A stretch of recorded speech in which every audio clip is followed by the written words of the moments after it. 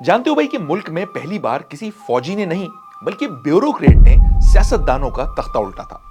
आज बड़े मजे की कहानी सुनाने जा रहा हूं, लेकिन पहले ये स्क्रीन पर जो आइकन्स फुदक रहे हैं उन्हें क्लिक करके खामोश कर दो। हाँ, बस अब सेट। जो नहीं कर सका वो बाद में जरूर सब्सक्राइब कर ले। तो भाई आज की कहानी उस शख्स की है जो था तो फालिज का मरीज, मगर मलका बरतानिया ने उसे बिस्तर से उठाकर गवर्नर जनरल बना दिया। समझो सड़क से उठाकर स्टार बना दिया। मगर फिर उसने डिक्टेटर्स को वो रास्ता दिखाया जो अब उन्हें भुलाए नहीं भूलता। उस बंदे का स्टार्ट बड़ा जबरदस्त था। जवानी में वो अकाउंटेंट अंग्रेजों के मुंह पर फाइल दे मारता। उसने father of Indian industry Jamshed Tata की ऑफर ठुकरा दी और पाकिस्तान चलाया, जिसके सर पर हमेशा काली जिना कैप और हाथ में सिगरेट होती। कायदे आजम और कायदे मिल्लत तो उसकी काबिलियत के दीवाने थे, लेकिन फिर इख्तिदार की हवस में कानून की धज्जियां भी उसी शख्स ने उड़ाई। इसके बारे में अमेरिकी एडमिरल ने कहा था कि ये सिक मैन तो कभी भी लुढ़क जाएगा। वो सख्त जान ब्यूरोक्रेट पूरे 5 साल मुल्क का बॉस बना रहा। ये और बात है कि उसका कहा एक लफ्ज जिंदगी भर कोई ना समझ पाया। वो जो अपनी हसीन अमेरिकी सेक्रेटरी के रूठने पर बच्चों की तरह मचल जाता, जिसे खुश करने के लिए मुल्क का वजीर आजम ट्रेन ड्राइवर बन जाता, जिसे कठपुतली, चापलूस, खुशामदी और जी हुजूरी करने वाले बड़े ही प्यारे लगते, जिसकी सियासत में खोदी हुई खंदक पर कानून का वो पुल तामीर हुआ जो आमिरों के लिए नजरिए जरूरत की बुनियाद बना। वो जो बुजुर्ग वारिस शाह की तस्वीर सिरहाने रखकर सोता, मगर जब वो गया तो सिर्फ 4 आंखों में आंसू, वो भी पाकिस्तानी ना थी। आज हम आपको मिलवा रहे हैं फादर ऑफ डिक्टेटर्स, पाकिस्तान के तीसरे गवर्नर जनरल मलिक गुलाम मोहम्मद से। तो चलिए वक्त का पहिया उल्टा घुमाकर पुराने गवर्नर जनरल हाउस चलते हैं, क्योंकि आजकल तो वहां गवर्नर सिंध कामरान तेजोरी रहते हैं। आप सभी हाज़रीन सामीन को अस्सलाम वालेकुम। मिस्टर गुलाम मोहम्मद एक नरम गद्दे वाली आरामदेह कुर्सी पर बैठे थे। अपनी इस पहली मुलाकात का हाल कुदरतुल्लाह शहाब ने अपनी बायोग्राफी शहाबनामा में लिखा है। उस रोज उन्हें सेक्रेटरी की पोस्ट ऑफर की जा रही थी। सर पर जिना कैप और हाथ में सिगरेट। गुलाम मोहम्मद नीले रंग का धारीदार सूट पहने हुए थे। रुमाल और मोजे टाई के हमरंग थे। कॉलर में फूल टंगा था। करीबी कुर्सी पर उनकी प्राइवेट सेक्रेटरी मिस रॉथ बॉरल बैठी थी। नाजुक अंदाम और बला की हसीन, एक नीम अमेरिकन नीम स्विस लड़की जिसे वो वॉशिंगटन से मुंतखब करके अपने साथ लाए थे। गुलाम मोहम्मद की चॉइस को दाद देना बनती थी, मगर अब वो मुझे सर से पांव तक घूर रहे थे। हाथ के इशारे से कुर्सी पर बैठने को कहा। चंद लम्हे अजीब सी खामोशी रही। फिर गवर्नर जनरल ने बच्चों की तरह गूं-गां करना शुरू कर दिया। जी हां, मौसूफ बोले जा रहे थे, मगर किसी को कक पल्ले नहीं पड़ रही थी। वो काफी देर तक बोलते रहे। मैं हक्का बक्का था, ना लफ्ज समझ आते ना जबान। वो खामोश हुए तो मिस बॉरल बोलना शुरू हुई। अब पता चला कि ये खूबसूरत खातून ही उनकी गूगल ट्रांसलेटर्स थीं, जो बड़ी फुर्ती से गवर्नर जनरल की मशीन लैंग्वेज को ह्यूमन लैंग्वेज में बदल रही थी। 3 साल इस मुल्क को एक नौजवान अमेरिकन खातून चलाती रही। मौसूफ सारी उम्र इसी खुशफहमी में रहे कि उनकी बातें इस कदर हाई लेवल की हैं जिन्हें समझना किसी के बस की बात ही नहीं। कोई ना समझ पाता तो उसे बहरा समझते। एक बार ईद का पैगाम रिकॉर्ड करा। जब रिकॉर्डिंग सुनाई गई तो तकरीर के बजाय फटे हुए पाइप की तरह खर खर जैसी आवाजें प्ले होने लगी। गुलाम मोहम्मद आपे से बाहर हो गए। रेडियो पाकिस्तान के डायरेक्टर जनरल ज़ैद बुखारी की तबीयत साफ कर दी। ऐसे ही एक बार मिस्री सदर जमाल अब्दुल नासिर मिलने आए तो गुलाम मोहम्मद ने अपनी शदीद बीमारी का तस्करा छेड़ा। सदर नासिर समझे शायद खैरियत पूछ रहे हैं। वो बोले, yes excellency, good, very good. फिर किसी ने फुर्ती से वहां पहुंचकर तर्जुमानी संभाली, मगर गुलाम मोहम्मद शुरू से ऐसे ना थे। हम जरा और पीछे चलते हैं। ये रियासत उत्तर प्रदेश है। रेलवे के महकमे में टिकट चेकिंग स्टाफ की भर्ती हो रही है, मगर उम्मीदवार बहुत ज्यादा है। एक लंबी नाक वाला अकाउंटेंट अफसर तड़ाक से कमरे से बाहर निकलता है, उम्मीदवारों की कतार बनाता है और फिर हुक्म देता है कि मुसलमान एक तरफ हो जाएं। इसके बाद कहता है, अब नॉन मुस्लिम्स जाएं, भर्ती हो चुकी। यह खबर निकली तो एक तूफान मच गया। अंग्रेज का दौर था। हिंदू प्रेस ने मातम में सफे काले कर दिए। इंक्वायरी का मुतालबा हुआ, मगर नतीजा कुछ ना निकला। अकाउंट ऑफिसर से पूछगछ हुई तो बोले महकमे में मुसलमान कम थे, इस भर्ती से उनका कोटा पूरा हो गया। ये थे अकाउंट ऑफिसर गुलाम मोहम्मद। इब्तदाई दौर में वो महिंद्रा एंड महिंद्रा में बड़े हार्ड वर्किंग अकाउंटेंट थे। फिर भोपाल और हैदराबाद की रियासतों में शाह के मसाहिब बने। پاکستان کے سابق بیوروکریٹ اور رائٹر ایم بی خالد نے کتاب ایوان صدر میں 16 سال لکھی ہے۔ وہ لکھتے ہیں کہ دوسری جنگ عظیم کے دوران غلام محمد وار سپلائز ڈپارٹمنٹ میں جوائنٹ سیکرٹری تھے۔ چھوٹے افسروں کے منہ پر فائلیں مارنا اور کمرے سے نکال دینا ان کی فیورٹ ہابی تھی۔ ہندو مسلمان ہی کیا، انگریز افسر بھی زد میں آتے مگر چپ رہتے، کیونکہ وار سپلائز کے اہم ترین محکمے میں ان جیسا تیز اور ایفیشینٹ آدمی اور کوئی نہ تھا۔ یہی شہرت انہیں حیدرآباد دکن لے گئی، جہاں وہ ریاست کے وزیر خزانہ بنے۔ غلام محمد ایک ذہین مگر سخت گیر شخص تھے۔ انہوں نے بیوروکریسی میں اپنی سمجھ بوجھ سے بڑا مقام بنا لیا تھا۔ 1946 میں انہوں نے قائد اعظم کو مشورہ دیا کہ وزارت خزانہ اپنے ہی پاس رکھیں، اور پھر سب نے دیکھا کہ یہ مشورہ آگے چل کر کتنا کام آیا۔ جب ہندوستان کا بٹوارہ ہوا تو غلام محمد ٹاٹا انڈسٹریز میں 10,000 روپے تنخواہ لے رہے تھے۔ قائد اعظم نے انہیں 3,000 روپے کی آفر کی جو انہوں نے ملک کی خاطر قبول کر دی۔ ادھر ٹاٹا نے سیلری ڈبل کر دی۔ دوستوں نے بھی بڑا سمجھایا مگر غلام محمد باز نہ آیا۔ 52 سال کی عمر میں وہ پاکستان کے پہلے وزیر خزانہ بنے، پاکستان کا پہلا بجٹ اور 5 سالہ منصوبہ پیش کیا۔ اس کام کے ماہر تو وہ پہلے ہی تھے، کیونکہ پارٹیشن سے پہلے لیاقت علی خان جب فائنانس منسٹر تھے تو انڈیا کا یونین بجٹ غلام محمد نے ہی بنایا تھا۔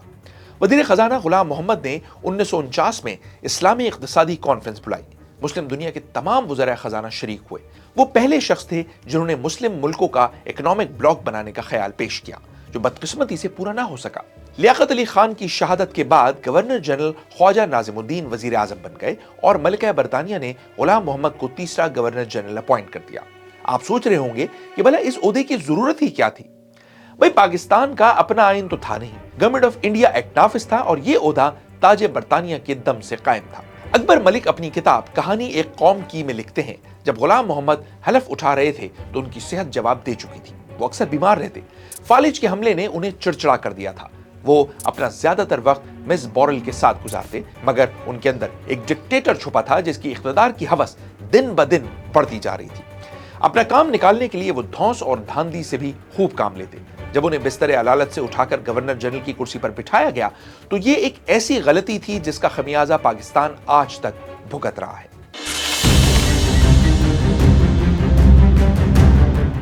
1953 میں کراچی اور لاہور فسادات کا مرکز بنے ہوئے تھے۔ کراچی میں طلبہ نے احتجاج کیا تو پولیس فائرنگ سے کئی لڑکے شہید ہو گئے۔ لاہور میں ختم نبوت کی تحریک نے زور پکڑا اور فوج نے 70 دن کا مارشل لاء لگا کر مستقبل کی ریہرسل کر لی۔ اس وقت آرمی چیف ایوب خان اور سیکرٹری دفاع میجر جنرل اسکندر مرزا تھے۔ ادھر مشرقی پاکستان میں بنگلہ کو قومی زبان بنانے کا تنازع اٹھ کھڑا ہوا۔ یہ وہ وقت تھا جب غلام محمد، مشتاق احمد گورمانی، چودھری محمد علی اور اسکندر مرزا اس قدر طاقتور ہو چکے تھے کہ بڑے سے بڑا فیصلہ وزیر اعظم کو اطلاع دیے بغیر ہی کر لیتے۔ عوام کو کچھ خبر نہ تھی کہ ملک کس نازک موڑ سے گزر رہا ہے۔ بعد میں تو وہ بیچارے اس کے عادی ہو گئے۔ اس بحران نے گورنر جنرل غلام محمد اور وزیر اعظم خواجہ ناظم الدین کے درمیان فاصلے اور بڑھا دیے۔ خواجہ ناظم الدین ایک نیک اور بااصول مگر ذرا ڈھیلے مزاج کی شخصیت تھے۔ بنگالی ہونے کے باوجود وہ 2 سالہ اقتدار میں مغربی اور مشرقی پاکستان میں کشیدگی نہ روک سکے۔ مہنگائی اور بے روزگاری کے سامنے خواجہ صاحب بے بس تھے۔ 52 میں قحط کا ماحول بنا تو لوگ انہیں قائد قلت کہنے لگے۔ کچھ ان کی خوش خوراکی کی وجہ سے خواجہ حازم الدین بھی کہتے رہے۔ خواجہ صاحب غلام محمد کی بیماری دیکھتے ہوئے انہیں چند روز کا مہمان سمجھتے رہے، مگر اب تو ان کی اپنی وزارت خطرے میں تھی۔ یہ مفلوج، معذور اور مغرور شخص ایسی مٹی سے نہیں بنا تھا کہ سونے کے محل میں چپ چاپ بیٹھا رہتا۔ حالات کا رخ دیکھتے ہوئے خواجہ ناظم الدین نے کابینہ کو مشورے کے لیے بلایا۔ خواجہ صاحب بولے کہ کچھ وزیر ان کو کرسی سے ہٹانے کی سازش کر رہے ہیں اور گورنر جنرل اس میں پیش ہیں۔ ملاقات میں طے پایا کہ ملکہ برطانیہ سے فوری طور پر ریکویسٹ کی جائے کہ وہ غلام محمد کو عہدے سے الگ کر دیں۔ بھولے بھالے خواجہ صاحب نے جن سے مشاورت کی ان میں وزیر خزانہ چودھری محمد علی بھی تھے، جن پر ان کے ذاتی احسانات تھے، مگر حضرت علی کا قول ہے نا کہ جس پر احسان کرو اس کے شر سے ڈرو۔ چودھری صاحب نے احسانات کا پاس نہ رکھتے ہوئے یہ راز غلام محمد کے کانوں تک پہنچا دیا۔ پھر کیا تھا، غلام محمد تو سنتے ہی آپے سے باہر ہو گئے۔ انہوں نے فوراً خواجہ ناظم الدین اور ان کی کابینہ کو بلا کر استعفے طلب کر دی۔ ظفر اللہ خان کے سوا کوئی تیار نہ ہوا۔ اب گورنر جنرل نے جنبش قلم سے خواجہ ناظم الدین کی 1.5 سالہ حکومت اور کابینہ کو چلتا کر دیا۔ یہ وہ سیاہ دن تھا جب پہلی بار بیوروکریسی کے نمائندے نے ایک سیاستدان کا تختہ الٹا تھا۔ یہاں ایک حسین اتفاق بھی ہوا۔ उन दिनों मोहम्मद अली बोगरा अमेरिका में पाकिस्तान के सफीर थे। वो पाकिस्तान आए हुए थे या शायद लाए गए थे। उसी रात उन्हें पाकिस्तान का तीसरा वजीर आजम बना दिया गया। उधर ख्वाजा नाजिमुद्दीन की मासूमियत इंतहाओं को छू रही थी। अपनी सरकारी रिहाइशगाह पर बैठे बैठे उन्हें मलके बरतानिया को फोन मिलाने की सूझी। वो गवर्नर जनरल को बरतरफ करने का मशवरा देना चाहते थे, मगर जब रिसीवर उठाया तो पता चला कि फोन तो कब का काटा जा चुका है। ख्वाजा साहब ने घबरा कर खिड़की से बाहर झांका तो पुलिस के सर ही सर दिखाई दी। गुलाम मोहम्मद ने ख्वाजा नाजिमुद्दीन को हटाकर पार्लियामान पर वो जख्म लगाया जो आज भी ताजा है। यहां पाकिस्तान बनाने वाली मुस्लिम लीग के जवाल का जिक्र भी बहुत जरूरी है। ये मुस्लिम लीग ही थी जिसने हैरत अंगेज तौर पर न सिर्फ इस शब खून को अच्छा फैसला करार दिया, बल्कि खुद भी आमिराना हुकूमत के साथी बन गए। और शायद यही वो मरहला था जब जनरल अयूब के मार्शल लॉ का बीज बो दिया गया।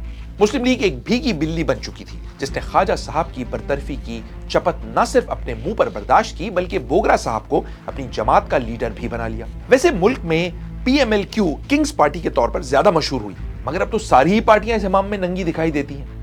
सफदर महमूद अपनी किताब में लिखते हैं कि मुस्लिम लीग में करप्शन और जमींदारों के तसल्लुत से पार्लिमानी सियासत कमजोर हुई और ये पार्टी इंडिया में कांग्रेस की तरह एक सियासी सुतून न बन सकी। पार्लियामेंट चल रही थी मगर उसका दिल निकाला जा चुका था। अब ताकत सिकंदर मिर्जा, अयूब खान, बीमार गुलाम मोहम्मद और नए बंगाली वजीर आजम मोहम्मद अली बोगरा के पास थी। आपको बताया था ना कि बोगरा अमेरिका में सफीर थे जब उन्हें वजीर आजम बनाया गया। जाहिर है वो अमेरिका के इंतहाई ताबेदार और गवर्नर जनरल पर दिलो जान से निसार थे। उनका एक वाकया नईम अहमद अपनी किताब पाकिस्तान के पहले 7 वज़ीर आज़म में लिखते हैं। अमेरिका ने दोस्ती बढ़ाने के लिए रेल के इंजन पाकिस्तान भेजे। उन्हें रिसीव करने की तकरीब हुई जिसके लिए गुलाम मोहम्मद अपनी कार में रवाना हुए, मगर मुल्क का वजीर आजम एक प्रोटोकॉल सार्जेंट की तरह उनके कार के आगे मोटरसाइकिल चलाता रहा। वाह रे हुक्मरान। और जब इंजन रेलवे स्टेशन पर पहुंचे तो बोगरा साहब उछलकर खुद इंजन की सीट पर बैठ गए, झट ड्राइवर की टोपी लगाई और गवर्नर जनरल को सलूट करते हुए इंजन चलाने लगे। मगर ये सारी खुशामद और करतबबाजी उन्हें बतौर वजीर आजम ज्यादा देर बचा न सकी। 1954 में जब मशरकी पाकिस्तान में इंतखाबात हुए तो मुस्लिम लीग का नवाज शरीफ वाला हाल हुआ था। 237 में से सिर्फ 10 सीटें उनके हाथ आईं। असेंबली में अक्सरियत गई तो मशरकी पाकिस्तान में हशर देखकर मुस्लिम लीग ने इंतखाबात से तौबा कर ली। पार्टी को डर था कि कहीं गवर्नर जनरल असेंबली मुअत्तल करके उनकी छुट्टी ही ना कर दें। अब उन्हें ख्वाजा साहब की याद भी आने लगी। अब एक चाल उनके जहन में आई। असेंबली ने गवर्नर से वो तमाम इख्तियारात छीन लिए जिनसे वो वजीर आजम या काबीना को मुअत्तल कर सकते थे। ये कदम बज़ाहिर मुनासिब था, मगर जिस तरीके से उठाया गया वो बड़ा मज़हका खेज था। असेंबली अरकान मफलूज गुलाम मोहम्मद से इतने खौफजदा थे कि मुसव्विदा चोरों की तरह आधी रात में सबको पहुंचाया। अगली सुबह इजलास 1 घंटा पहले बुलाकर 10 मिनट में करारदाद पास करा ली गई। कुछ जाना पहचाना लग रहा है ना कि कैसे पिछले साल अक्टूबर और नवंबर में पहले 26वीं तरमीम और फिर 6 बिल शहबाज स्पीड से पास करवाए गए थे। यह सिलसिला तब से जारी है मेरे दोस्त, लेकिन इस शब खून का जवाब गवर्नर जनरल ने 33 दिन बाद दे दिया। सब सुकून से बैठे थे कि मुल्क में अचानक इमरजेंसी नाफिज करके असेंबली तोड़ दी गई। मोहम्मद अली बोगरा की सरबराही में गवर्नर जनरल ने अपनी मर्जी की किचन कैबिनेट बना डाली।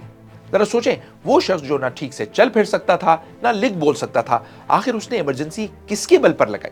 फील्ड मार्शल अयूब खान अपनी किताब में लिखते हैं, मैं, प्राइम मिनिस्टर बोगरा, चौधरी मोहम्मद अली और सिकंदर मिर्जा अमेरिका में थे। वहां पैगाम मिला कि सब फौरन वापस आए। फ्लाइट थी नहीं तो तैयारा चार्टर कराकर सब भागम भाग गवर्नर जनरल की कोठी पहुंचे। वैसे क्या मजाक है यार, अवाम के पैसे से जो चाहे खर्च करते फिरे और फिर टैक्सों का बोझ भी उन्हीं पर डाले। तो जनाब गुलाम मोहम्मद बेड पर लेटे हुए थे और एक एक को गालियां दिए जा रहे थे। खुशकिस्मती से ये गालियां किसी की समझ में नहीं आती थी। एक एक करके सबको झाड़ पिलाई, सबको भगा दिया। अयूब खान कहते हैं कि मैं आखिर में निकला तो नर्स ने मेरा कोट पकड़कर खींचा।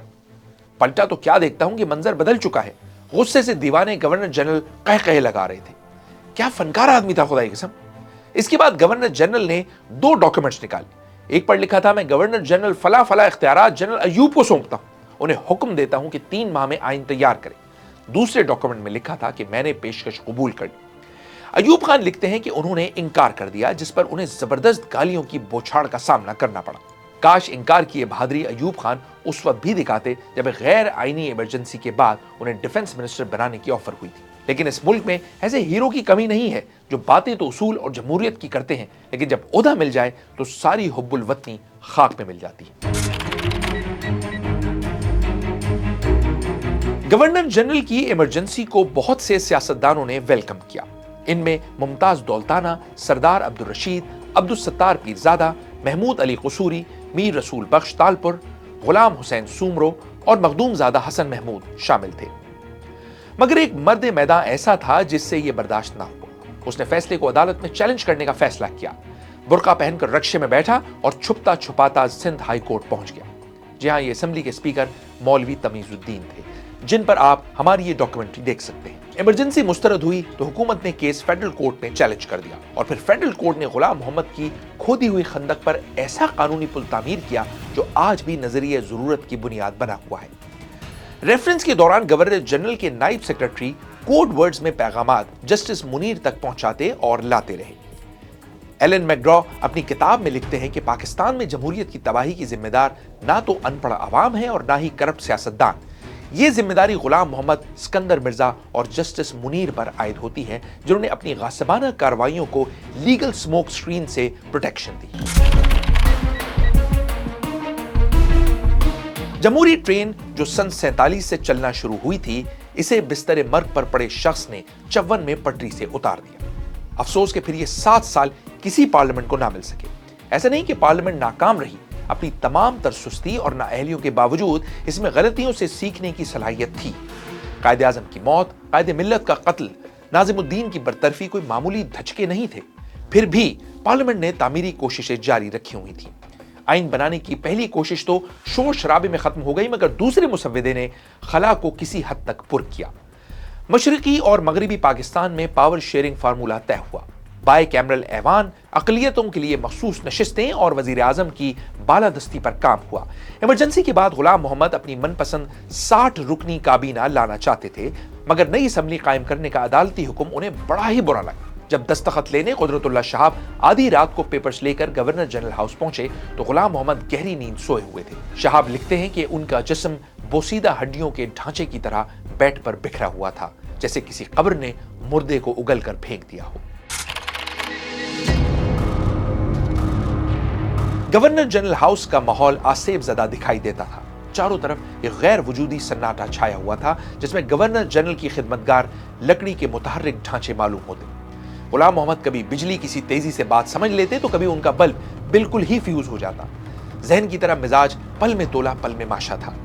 بناوٹی غصہ شدید ہوتا تو چیخ چیخ کر نڈھال ہو جاتے اور منہ سے جھاگ نکلنے لگتے۔ قدرت اللہ شہاب لکھتے ہیں کہ ایک روز میں دفتر میں داخل ہوا تو ایک فائل گری ہوئی تھی۔ اسے اٹھانے جھکا تو کسی نے تڑاک سے ٹائم پیس سر پر دے مارا۔ آواز آئی، فائل پڑھی رہنے دو، ٹائم پیس لے آؤ۔ گورنر جنرل نے بتایا کہ ان کی سیکرٹری مس بورل ناراض ہو گئی ہیں۔ دراصل گورنر جنرل رات کے کھانے پر انہیں اکیلے بلایا کرتے تھے، مگر وہ ہر بار اپنی والدہ کو ساتھ لے آتے۔ کل رات بھی یہی ہوا اور غلام محمد نے والدہ کو بے بھاؤ کی سنا دی۔ تب سے مس بورل منہ پھلائے بیٹھی تھی۔ اب شہاب صاحب کی یہ ڈیوٹی لگی کہ وہ انہیں منع کر لائیں۔ وہ جھٹ مان بھی گئیں۔ ان کے آتے ہی گورنر جنرل دودھ پیتے بچوں کی طرح کھل اٹھے اور ان کے منہ کے دونوں کونوں سے بے اختیار رال بہنے لگی۔ غلام محمد اکثر ویل چیئر پر گورنر ہاؤس کا گشت کیا کرتے۔ ہاتھوں میں کپکپاہٹ تھی اور اپنے دستخط کے سوا ایک لفظ بھی ٹھیک سے نہ لکھا جاتا۔ جب کوئی چیز کھاتے تو اس کا کچھ حصہ منہ کے کونوں سے باہر نکلتا رہتا۔ جب غیر ملکیوں کے ساتھ لنچ ہوتا اور وہ گفتگو کرتے تو بڑا ہی عبرتناک منظر ہوتا۔ ان دنوں غلام محمد پر ایک نیا جنون سوار ہوا اور انہوں نے کھوئی ہوئی جسمانی قوتیں بحال کرنے کی ٹھان لی۔ مردے میں جان ڈالنے کا بیڑا لکھنؤ کے 105 سالہ نابینا حکیم نے اٹھایا اور گورنر جنرل ہاؤس کو ایک مطب میں بدل دیا گیا۔ اپنے 10 سالہ بچے کی مدد سے حکیم صاحب روز چڑوں کے مغز اور بکری کے بچے کی یخنی تیار کرتے، لیکن اس کے پینے سے غلام محمد الٹا کومے میں چلے گئے اور حکیم صاحب آنکھ بچا کر چکر ہو گئے۔ گورنر جنرل پر ایک کے بعد ایک بیماریوں کے حملے شروع ہو گئے، کبھی بخار، کبھی نمونیا تو کبھی ہائی بلڈ پریشر۔ فیصلہ ہوا کہ سوئٹزرلینڈ سے علاج کرایا جائے گا۔ شاید ان دنوں لندن میں علاج کرانے کا فیشن نہیں تھا۔ ہمیں تو یہ بتایا گیا تھا کہ اس کا تو علاج پاکستان ہو ہی نہیں سکتا، اگر یہ باہر نہ گیا تو کسی ٹائم پہ جا سکتا ہے۔ تو اب میں یہ سوچ رہا ہوں کہ کیا وہ جہاز دیکھ کے مریض ایک دم ٹھیک ہو گیا یا وہ لندن کی ہوا لگی تو ٹھیک ہو گیا۔ لیکن اس سے پہلے ایک اور ڈرامہ ہوا، ذرا وہ بھی سن لیں۔ غلام محمد بیمار ہو کر بستر سے لگ چکے تھے۔ انہیں اسٹریچر پر ڈال کر خفیہ طریقے سے چارٹرڈ طیارے تک پہنچایا گیا۔ उधर प्राइम मिनिस्टर बोगरा ने कुदरतुल्लाह शाह को जबरदस्ती गुलाम मोहम्मद बना दिया। स्याह चश्मा और जिना कैप पहनाई और फुल प्रोटोकॉल के साथ एयरपोर्ट रवाना हो गए। आगे पीछे पुलिस और सिक्योरिटी की गाड़ियां थी और शहाब साहब गवर्नर जनरल बने बैठे थे। मुल्क के साथ ये मजाक जारी था कि रनवे आ गया। वजीर कानून हुसैन शहीद सोहरवर्दी, जिन्हें फोटोग्राफी का बड़ा शौक था, कैमरा लिए गाड़ी के पास पहुंचे। जब दरवाजा खोला तो शहाब साहब को देखकर हक्का बक्का रह गए। इतनी देर में जहाज फर्राटे भरकर फजा में बुलंद हो चुका था। यानी ये सारा ड्रामा इसलिए रचाया गया था कि मालूम ना हो सके कि गवर्नर जनरल कितने शदीद बीमार हैं। कुछ अरसे बाद गुलाम मोहम्मद की वापसी हुई, मगर उनका दिमाग और मिजाज शदीद बिगड़ चुके थे। बातचीत तो पहले ही समझना मुश्किल थी, मगर अब कुव्वत फैसला भी जवाब दे चुकी थी। ऐसे में सिकंदर मिर्जा और अयूब खान ने एक प्लान बनाया। ये शायद प्लान तो पहले से ही था, अमल का मौका अब मिला। मंसूबा यह था कि पहले गुलाम मोहम्मद को छुट्टी पर भेजा जाए और फिर उनसे इस्तीफा ले लिया जाए, और यही हुआ। 6 अक्टूबर 1955 को मलिका एलिजाबेथ ने गुलाम मोहम्मद का बतौर गवर्नर जनरल इस्तीफा मंजूर कर लिया और जनरल सिकंदर मिर्जा की कायम मकाम तकर्रुरी की मंजूरी दे दी। मलिक गुलाम मोहम्मद ने रेडियो पाकिस्तान पर अपनी अलविदाई तकरीर में कहा, मैं अक्सर कहा करता हूं कि अगर पाकिस्तान खत्म हो गया तो कौन जिंदा रह सकेगा, और पाकिस्तान जिंदा रहा तो कौन मर सकेगा। मैं आपसे जुदा होते हुए ये यकीन रखता हूं कि यौम हिसाब पर ये अर्ज करने के काबिल होऊंगा कि मैंने आखिरी हद तक अपने वतन की खिदमत करने की कोशिश की। जब रेडियो पाकिस्तान से ये पैगाम नश्र हो रहा था तो गवर्नर जनरल की सेक्रेटरी मिस रॉद बॉरल और उनकी वालिदा तकरीर सुनकर ज़ारो कतार रो रही थी। गुलाम मोहम्मद के जाने पर शायद यही 4 आंखें इस शिद्दत से अश्कबार हुई, और ये आंखें भी पाकिस्तानी न थीं। ओहदा छोड़कर गुलाम मोहम्मद अपनी बेटी के यहाँ क्लिफ्टन शिफ्ट हो गए। अब उनकी जिस्मानी और दिमागी सेहत हैरतअंगेज तौर पर बेहतर हो चुकी थी। वफात से चंद रोज पहले गुलाम मोहम्मद पर एक अजीब सी धुन सवार थी। वो हवाई जहाज चार्टर करके देवा शरीफ जाना चाहते थे। ये लखनऊ के करीब एक जगह है जहां हाजी वारिस अली शाह दफन है। ये बुजुर्ग गालिबन 20वीं सदी के अवाइल में फौत हुए थे और गुलाम मोहम्मद को उनसे गहरी अकीदत थी।